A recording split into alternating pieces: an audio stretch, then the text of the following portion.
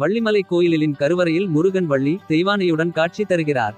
வள்ளி குறவர் வேடர் குலத்தில் வளர்ந்ததால் அர்த்தஜாம பூஜையில் தேனும் தினை மாவும் நைவேத்தியமாக படைக்கப்படுகிறது. வள்ளி வாழ்ந்த இடம் என்பதால் அவளது பெயரிலேயே இத்தலம் அழைக்கப்படுகிறது. அருணகிரிநாதரால் திருப்புகழ் பாடப்பெற்ற தலம் இது. மலைக்கோயிலில் கொடி மரத்திற்கு எதிரே விநாயகர் இருக்கிறார். முன் மண்டபத்தில் நவவீரர்கள் நம்பிராஜன் இருக்கின்றனர். இங்கிருந்து சற்று தூரத்திலுள்ள வனத்திற்குள் வள்ளி பறவைகள் விரட்டிய மண்டபம், நீராடிய சுனை, மஞ்சள் தேய்த்த மண்டபம், முருகன் நீர் பருகிய குமரி தீர்த்தம் என்னும் சூரிய ஒளி படாத தீர்த்தம் ஆகியவை உள்ளன. யானையாக வந்து வள்ளியை பயமுறுத்திய விநாயகர் மலை வடிவில் இருக்கிறார். இதை யானைக்குன்று என்றழைக்கிறார்கள். கோயிலில் இருந்து 2 கிலோமீட்டர் தொலைவில் சுவாமி சச்சிதானந்தர் சமாதி அடைந்த ஆசிரமும் அமைந்துள்ளது.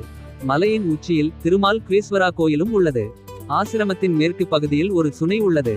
அதனை சூரியன் காணாத சுனை என்று அழைக்கின்றனர். ஏனெனில் அந்த சுனையின் மீது சூரியனின் கணைகள் விழுந்ததே இல்லையாம். இதற்கு ஒரு புராண கதையும் உள்ளது. அதாவது முருகன் வயதான தோற்றத்தில் வள்ளியிடம் வந்து தனக்கு பசிப்பதாகவும் தேனும் தினை மாவும் தரும்படி கேட்டுக்கொண்டார். அதன்படி வள்ளியும் கொடுத்தார். அதனை சாப்பிடும்போது முருகனுக்கு விக்கல் எடுத்ததாகவும் அதற்காக வள்ளி ஓடோடிச் சென்று இந்த சுனையில் இருந்துதான் தண்ணீர் கொண்டு வந்து கொடுத்ததாக கூறப்படுகிறது. இந்த சுனைக்கு மிகவும் மகத்துவம் உள்ளதாக பக்தர்கள் நம்புகின்றனர்.